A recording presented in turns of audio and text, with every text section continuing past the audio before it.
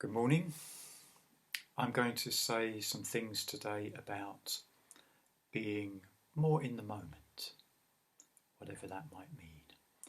And I'm going to start out with a quote from someone called Rabia of Basra, who lived in 8th century Iraq. She was a Sufi mystic, and she was one of the first, possibly the first, Muslim saint. There's quite a bit about her on the internet, which you can look up if you want. So she said, "The moment's depth is greater than the future." The moment's depth is greater than the future.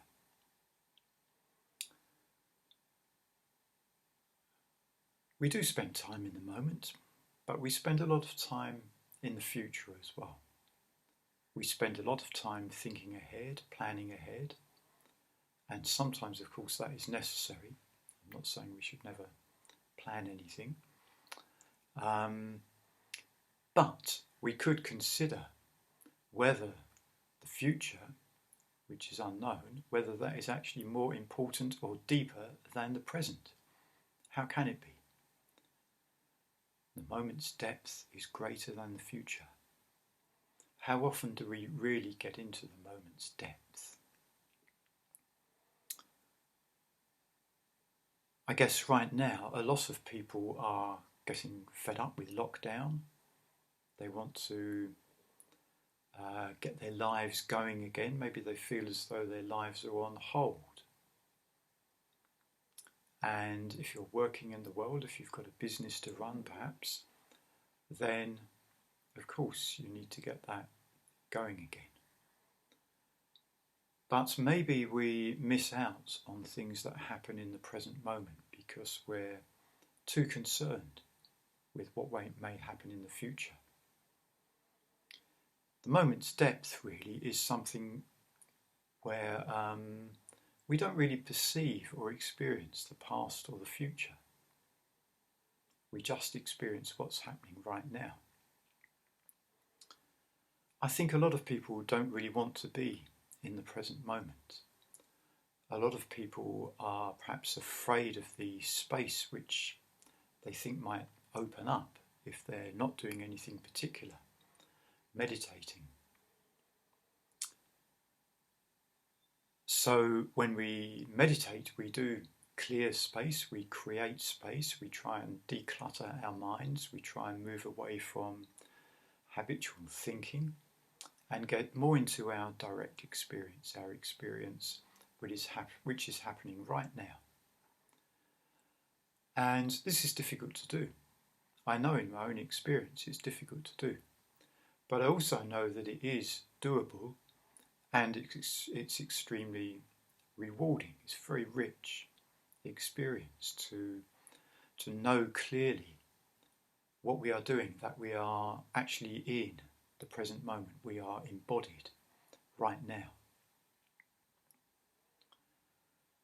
So the space that opens up when we meditate, it can be a scary space, but it can also be liberating. We don't, for the time that we're in it, we don't have those concerns about the future or those preoccupations with the past that we generally have. So being in the moment, it doesn't mean that we are trying to pin down a particular moment. We're not trying to freeze a particular moment in time in order to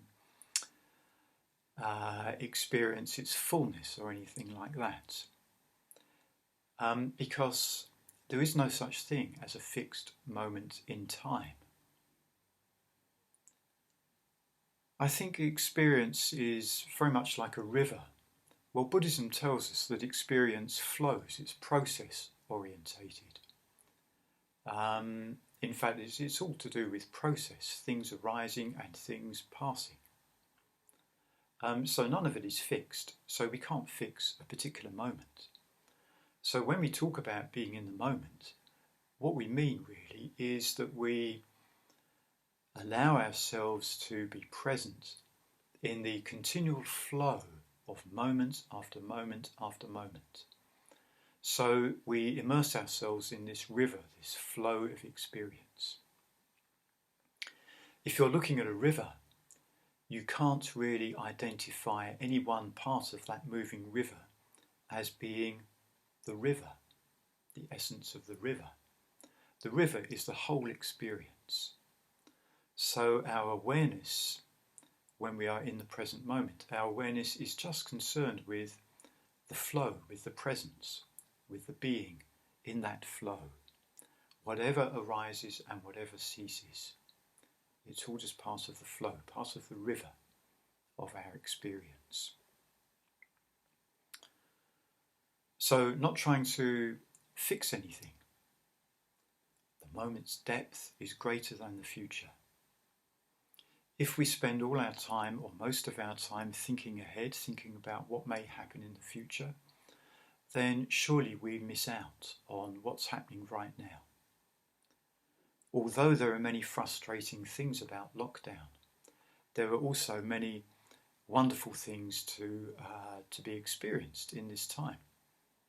Maybe there's a bit more spaciousness in our lives. Right here in England, or in this part of England, we've had glorious spring weather, and there's been much to enjoy, just being in nature, just being with the blue sky and the sun and all the blossoming plants. It's really beautiful. But we can miss out on all of that if we're elsewhere in our mind.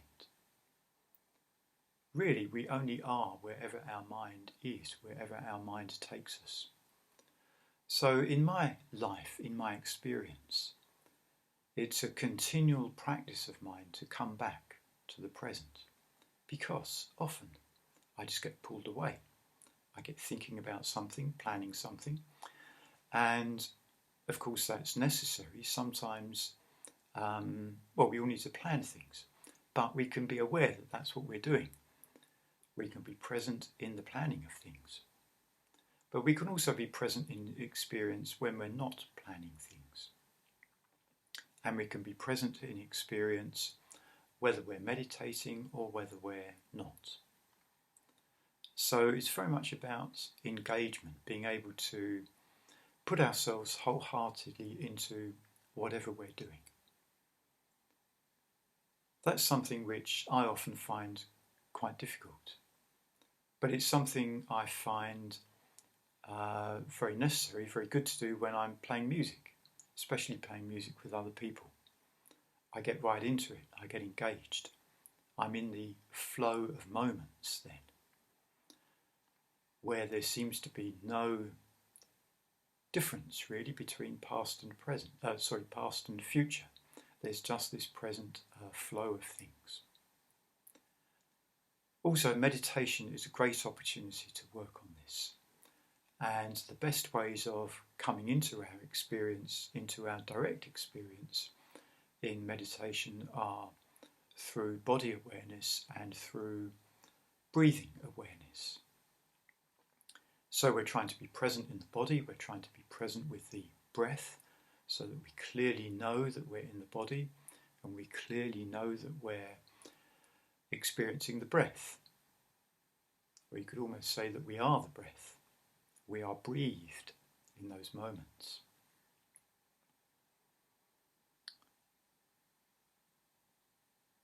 So we just continually really need to be noticing what's happening in our experience. Are we embodying our experience? Or are we wishing we were somewhere else? Are we actively fantasizing about some other situation in the future? Sure, we all do that. But if we make the practice to just come back to ourself, come back to our own body, whenever we notice we've gone elsewhere, then that will greatly enrich our experience. And we can do that both in meditation and outside of meditation.